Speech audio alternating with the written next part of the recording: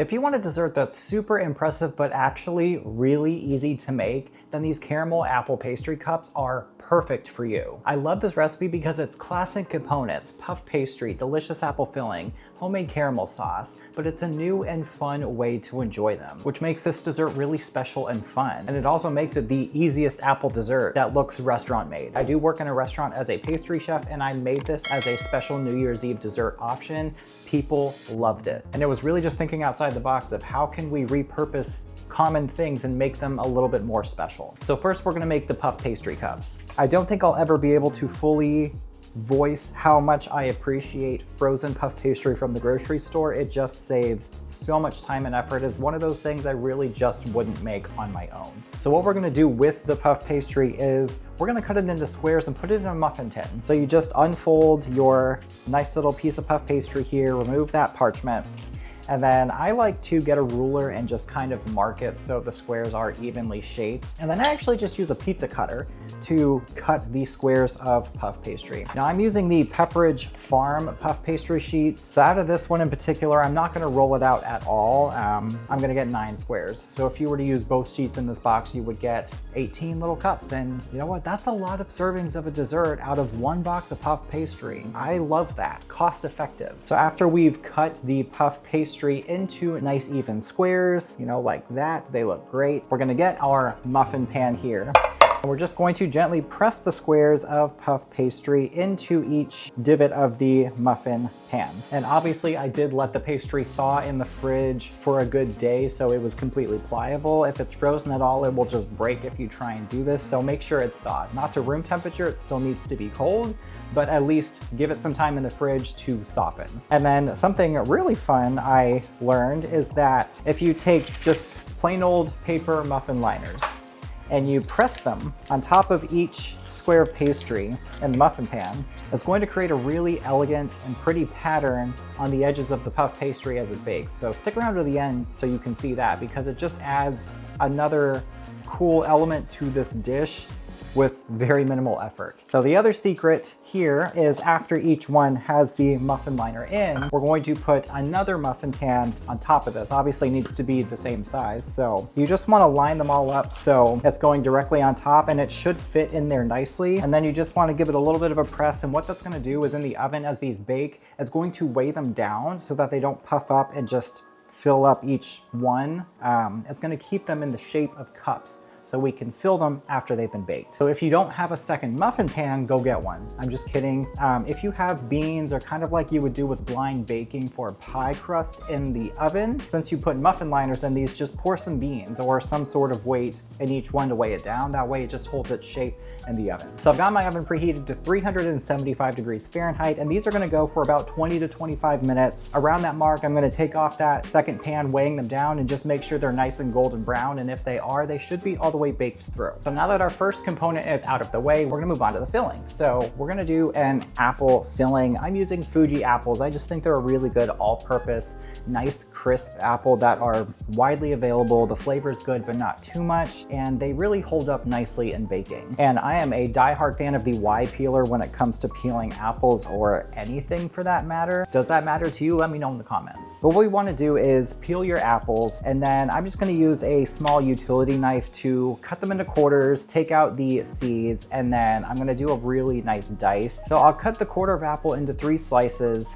and then I will flip them over, cut them in thirds the other way, and then that creates a really nice dice of the apples. And I will say, if you don't care for apples, go back to the planet you came from. But this kind of dessert is really versatile. You could tailor it to your liking. So if you don't want apples, these puff pastry cups, you could put literally anything in them. Any fruit filling, chocolate mousse, pudding. But after we've diced up our apples, we're gonna add them into a bowl, and we're going to zest 1 navel orange, and also add the juice of that navel orange into these apples as well, which will help prevent these from turning brown. If you don't have orange and have a lemon, do the same thing with the zest of a lemon and juice of that instead. But after that, we're just going to add some brown sugar. I really like the flavor and depth of brown sugar as opposed to just granulated in this, so I opt for that. I'm using a 1/4 cup of brown sugar, and then we're gonna do a 1/2 teaspoon of ground cinnamon and a pinch of salt.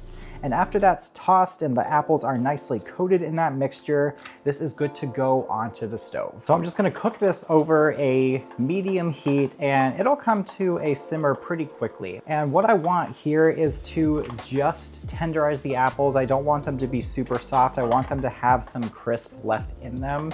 So we're gonna cook this and stir occasionally over this medium heat, probably for only about 5 to 7 minutes. So the best way to test this is with a fork. And what we're looking for is for the fork to pierce the apple easier than if it were just raw, but not fall all the way through like it would if you were making mashed potatoes. So just check them after 5 minutes. And if they need a little bit longer, give them a little bit longer. Obviously see the liquid that came out of the apples. We're gonna thicken that with a cornstarch slurry so these get really coated in all of that flavor. And all the cornstarch slurry is in this case, 2 teaspoons of cornstarch mixed with about a tablespoon of water just until it's dissolved. And then you want to pour it into the apples and stir it over a low heat, and you'll see how fast it thickens up and coats the apples. And that's exactly what we're looking for here. So when it comes to the caramel sauce, this is the method I found that works for me.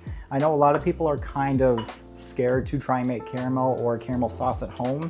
It's really not that bad. You just gotta pay attention to what you're doing. So I like to use a pretty large skillet for this, just so there is more surface area and the sugar isn't a super thick layer. Because ideally what we're going to do is we're simply going to just melt this sugar over a medium heat.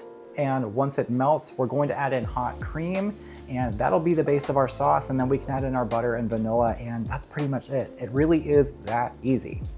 So I've used 1 cup of sugar here, and we're going to be using about a half a cup of heavy cream. And the sugar will take a few minutes to start melting. This process here can take anywhere from 5 to 10 minutes. You do want to monitor your heat, make sure it's not too high because you don't want to burn some of the sugar while the rest is still waiting to melt. Even as the sugar starts to melt, I still give it some stir so it can just evenly melt over the heat. And you'll see once it does start to melt, it will start to clump.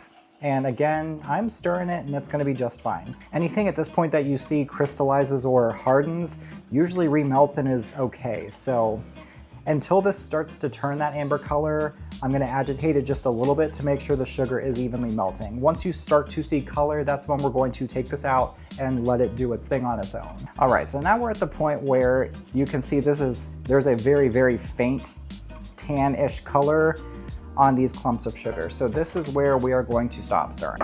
And I'm gonna make sure the heat is on a medium low. You don't want it to be too hot. And this is simply where you just start paying attention to it. It is gonna be kind of a game of just sitting and watching it for a few minutes, but that's just how caramel is. We're going to heat up the heavy cream. I'm just gonna do it in the microwave, but the cream we're gonna be adding to this, you wanna make sure is hot, just so that when you pour it in, it doesn't seize up and clump, because that will happen if your heavy cream is cold or even room temp. You wanna make sure it's pretty warm. But you can also see how quickly this is working out here.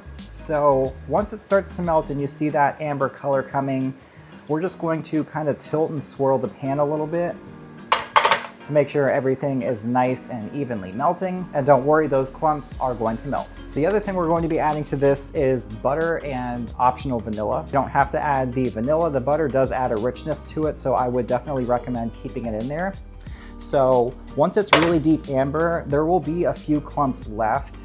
But if you see smoke starting to rise, then you just want to keep an eye on your heat, make sure it's very low, because this is the point where this could burn, but it doesn't have to. Just lower the heat and then just continuously swirl the pan around. I'm not using a candy thermometer. I'm not cooking this to a certain temperature. We're literally just looking for the sugar to be all completely melted. So now here we've got our gorgeously melted and caramelized sugar.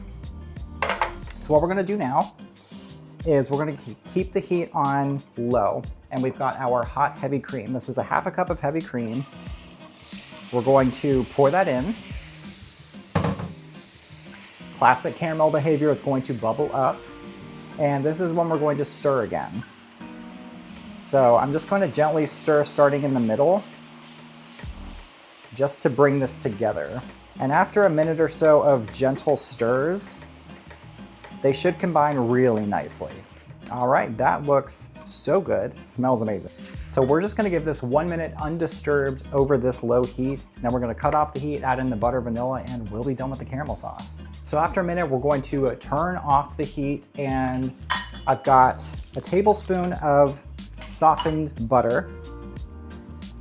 We're going to stir that in. This looks delicious. All that's left is about a half a teaspoon of vanilla. And then I always add salt to my caramel sauce. I love salted caramel, so about a quarter teaspoon of salt. And just look at how luscious and smooth this is. It is gorgeous caramel sauce, and you saw it here. It was not that hard to make. Pastry cups are done in the oven. If they do puff up at all in the middle, you can just press them down, and then you want to let them cool. And then they should release really easily from the pan, and just look at how gorgeous golden brown and flaky that is. That is a perfect little serving method for a dessert. So to plate, we're just going to take one of the pastry cups there. We have this beautiful apple filling. We've got this delicious, luscious caramel sauce. And you could honestly just pick it up and eat it if you wanted to, which I think that's what I'm gonna do. Oh my God, it is an absolute symphony of flavor and texture. The flaky, buttery pastry, those apples that have that body and that little bit of a crisp and brown sugar, and then that caramel sauce with that warm, nutty, rich tone. This is why you should make this today. Make sure you let me know in the comments what you thought of this and anything you'd like to see me make here on my channel. Of course, give this video a nice thumbs up. That always helps, and hit that subscribe button and the notification bell so you can join me for the recipes I post every week here on my channel. Okay, thanks, bye.